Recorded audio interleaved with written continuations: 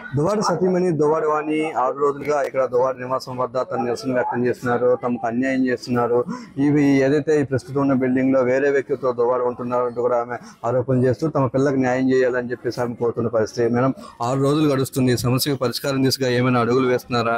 ఆయనేమో నా ఆస్తిని అంతటిని ఇచ్చేసాను, నాకున్నది బిల్డింగ్ ఒకటే అని చెప్తున్నారు. మీరు ఏం చెప్తారు? అసలు ఆయన ఏ ఆస్తి ఇవ్వలేదు, ఏ సమస్య పరిష్కరించలేదండి. అన్ని మీడియాస్కి కూడా అదే చాలా క్లారిటీగా చెప్తున్నాను.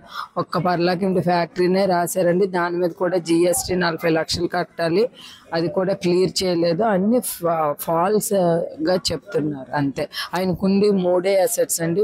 ఒక వెంకటేశ్వర కాలనీలో ఒక హౌస్, ఇది ఒక హౌస్, ఫ్యాక్టరీ అండి. అన్నిటి మీద అప్పులే ఉన్నాయి, ఏవి మాకు రాయలేదు.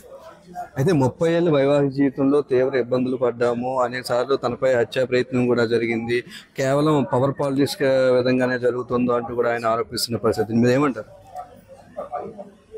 మరి 30 ఏళ్ళు ఎవరైనా ఉంటారా? అది కూడా క్వశ్చన్ చేసుకోవాలి. 30 ఏళ్ళు ఆయన ఎన్నోసార్లు పోటీ చేశారు. మరి ఆయనకు ముందు నేను కూడా పోటీ చేశాను. ఏవేవో ఫాల్స్ అలిగేషన్స్ ఆయన చేస్తున్నాడు. ఆయన ఒక దాంట్లో బుక్ అయిపోయాడు. దాంట్లో ప్రధానంగా వాళ్ళ మదరు, బ్రదరు దువ్వాడ శ్రీధరును వాళ్ళ మదరు వాళ్ళు మా ఆస్తుల మీద కన్నేశారు. వాళ్ళది పలాస. ఇక్కడ మా ఫైనాన్షియల్, ఇప్పుడు మేము ఎన్నో సంవత్సరాల నుండి ఫైనాన్షియల్ ప్రాబ్లమ్స్ ఫేస్ చేస్తున్నాము. జగనన్న ఎమ్మెల్సీ ఇచ్చారు, వైఎస్ఆర్ పార్టీ వచ్చింది, పోర్ట్ వచ్చింది. ఎవడెవడో దురాశకి దూరిపోయి ఇప్పుడు ఏవో పోర్టులో డబ్బులు వచ్చేస్తాయని రకరకాల ఆలోచనలతో మా ఫ్యామిలీని డిస్టర్బ్, బయట వాళ్ళ బ్రదర్స్ అందరూ కేవలం ఇందాకెవరో భలే రాశారు, ఏ ప్రేమ కాదు, దోమ కాదు, ఎవరికి అభిమానాలు కావు, ఒక్కొక్కడు ఒక్కొక్క ఎత్తుగడని ఫేస్బుక్లో పెట్టారు. 100% ఫ్యాక్ట్ అది. ఎవరు ఆయన క్యాప్చర్ చేశారని చెప్తున్నారు. నిన్న వైపు ఆమె యాక్సిడెంట్ చేసుకుంది, ఆత్మహత్యకు ప్రయత్నించానని చెప్తుంది, మీ మీద ఆరోపణ చేసింది, తన రోడ్డు మీద లాగారు, మీ మీద కూడా చర్యలు తీసుకోవాలని ఆమె డిమాండ్ చేస్తున్న పరిస్థితి. ఏం చెప్తారు? ఆవిడెవరో మాకు సంబంధం లేదు. మా ఫ్యామిలీ మ్యాటర్లో ఆవిడ దూరింది, ఆవిడ విషయాల్లో మేమేం దూరలేదు. మా ఇళ్ళల్లో ఆవిడ దూరింది. ఆవిడ ఏంటంటే అడల్టరీ లీగల్ అని అంటది.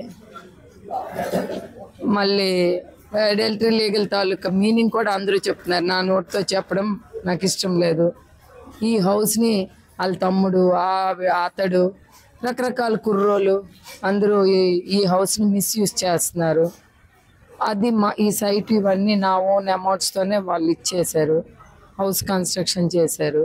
దీనికి ఎవరెవరో ఏమేమో అమౌంట్స్ పెట్టామని చెప్పి కేవలం ఫైనాన్స్ కోసమే మా ఫ్యామిలీ మీద డిస్టర్బెన్స్ చేస్తున్నారు.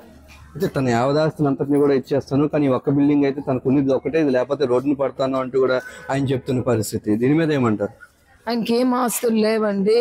మేము కష్టపడి ఈ స్థాయికి వచ్చి అన్ని రకాలుగా కొద్ది మా ఫాదర్ ఇచ్చినవి 2 acres పాతబట్టలు అవి అమ్మేశానండి. ఇక్కడ కొన్ని సైట్స్ ఉండేవి అన్నీ అమ్మేశాం. పొలిటికల్గా అప్స్ అండ్ డౌన్స్ అవడం అమ్మేశాం. క్వారీ ఏం లేదు, బ్రౌన్ కార్ కొన్ని కోట్ల రూపాయలు ఫైన్ అయిపోయాయి. బిజినెస్లు కూడా అన్నీ, ఫ్యాక్టరీ ఒకటి ఉండేది, అది అప్స్ అండ్ డౌన్స్, అది కూడా క్రైసిస్లోనే ఉంది.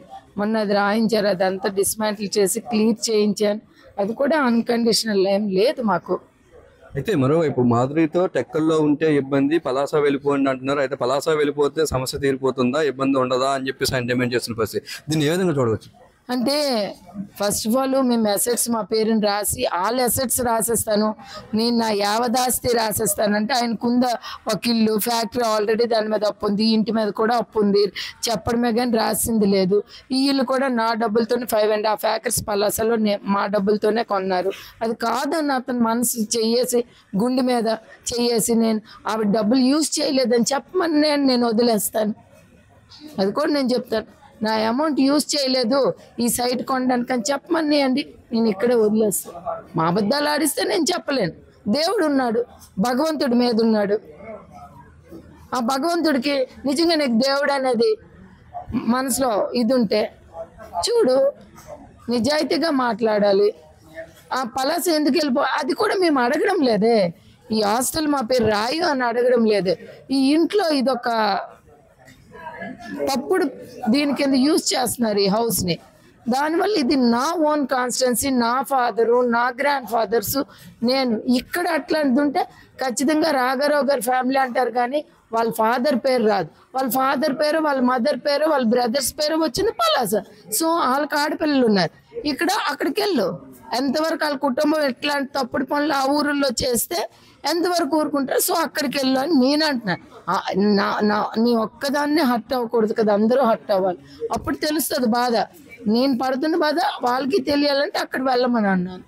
అదే 6 రోజులుగా చేస్తూ ఉన్నారు సుమారుగా, ఈ సమస్య పరిష్కారం కాలేదు. మరోవైపు మీ కుటుంబ సభ్యులు కూడా, మీ ఆడపిల్లలతో ఇక్కడ ఉన్నారు, కుటుంబ సభ్యులు అనేక మంది వస్తున్నారు. మీరు ఏమైనా చర్చలు తీసుగా ఏమైనా ప్రయత్నాలు జరుగుతున్నాయా?